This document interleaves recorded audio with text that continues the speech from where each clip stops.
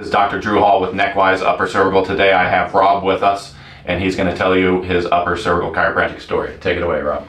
Well, good morning. Thanks for having me here. I came to upper cervical back in September of 25 after being diagnosed with Meniere's, tinnitus, and vertigo.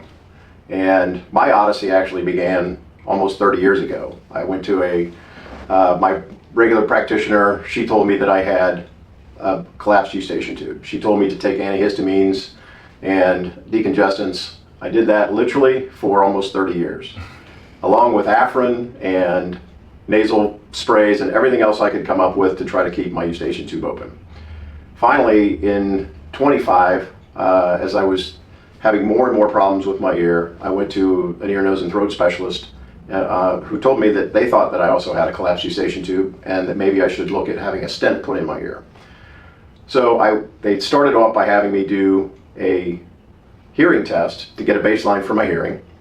And then I went back to see the ENT doctor, and that's when he told me in August of 25 that I had Meniere's, tinnitus, and vertigo, and that there was nothing he could do. He prescribed diuretics, and I took those for a couple of weeks.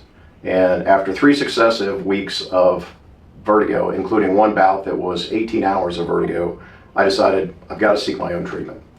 So I started scouring the internet, and when you look at things like WebMD, Google, they say there are no cures for Meniere's. As I kept digging into it, I came across Dr. Hall.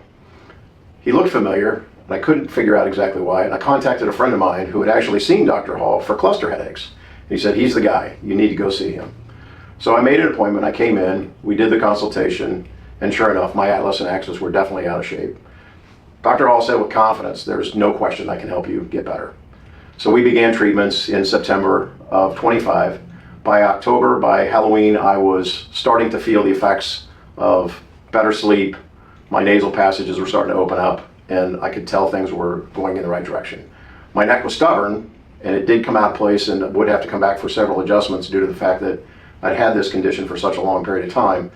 But now, as we sit here in the new year, I am completely healed. My nasal passages are completely open, and I haven't had vertigo in 5 months, and haven't had any hearing issues in well over 3 months.